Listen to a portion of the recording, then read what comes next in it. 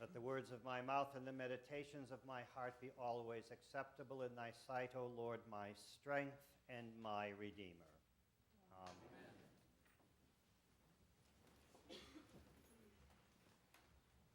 Today is the seventh Sunday after Easter and the Sunday after Ascension Day.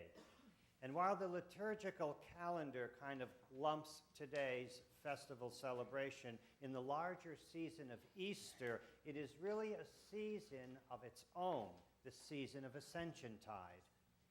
So as we journey through this very short period of waiting for the day of Pentecost, let's examine just how we wait in our lifetime and what we do with the time which God has given to us as a gift. First of all, let's look at how we deal with the present, how we deal with just today, with the moment. Somehow, the present has a very endless feel to it. It seems like it just goes on forever.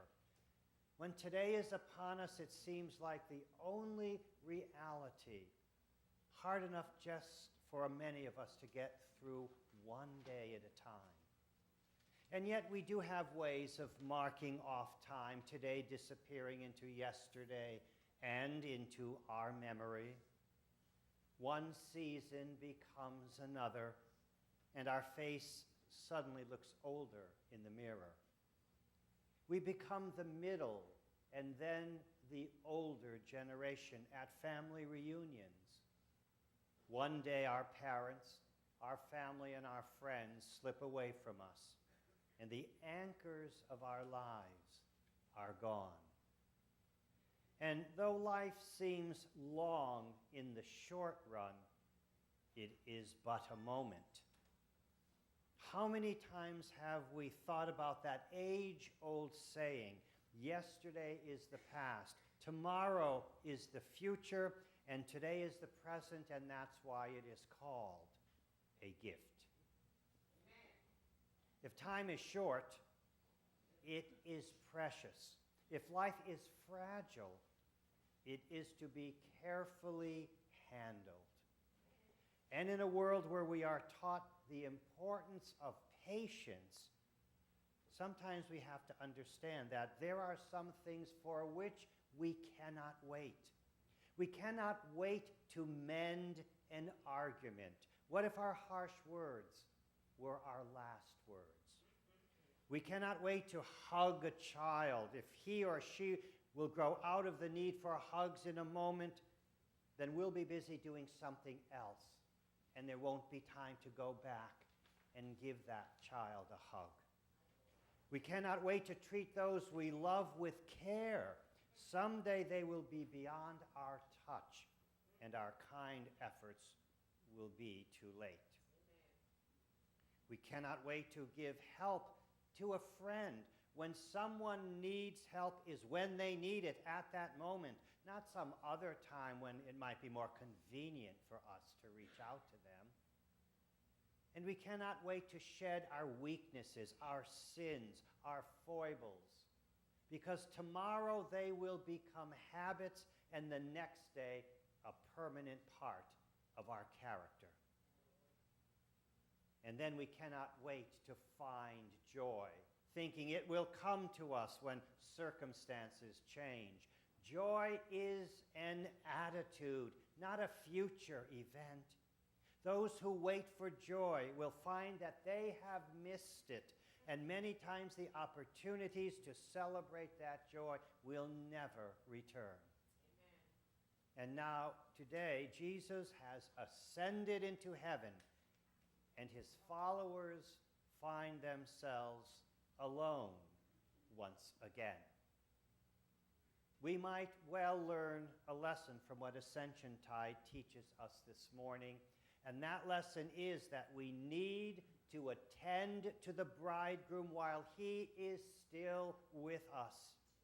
Let us not find ourselves abandoned if we seek God only when times are tough, and not give God glory every single day of our lives. Amen. How many people do we know that turn to Jesus because something goes wrong, they get sick, there's a crisis in their lives. They need God because they're in trouble, because they're at the end of their rope. And then when things get better and they get better, they never return to God to give God thanks or praise or glory. In our lives, Jesus needs to be risen.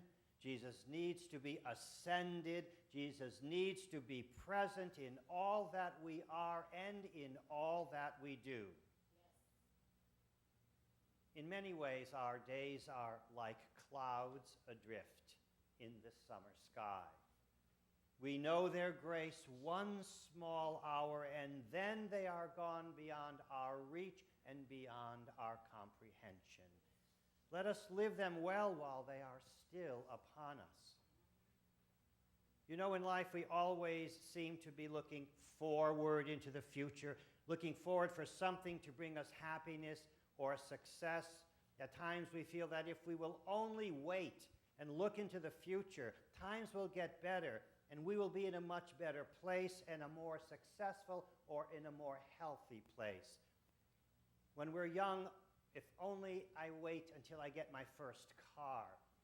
If only I wait to graduate from school. If only I wait so I can meet somebody and get married and have children or be in a relationship. If only I can wait to land that great job. If only I can wait to get that house. If only I can wait to retire and everything then will be okay. We are always waiting and waiting for something better in the future.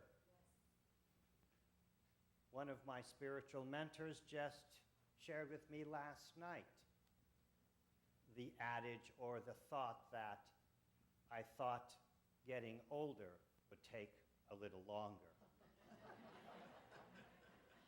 We wait for the times that will be better when we will be in a much better, safer, and healthier place. But sometimes these milestones or these rites of passage never happen.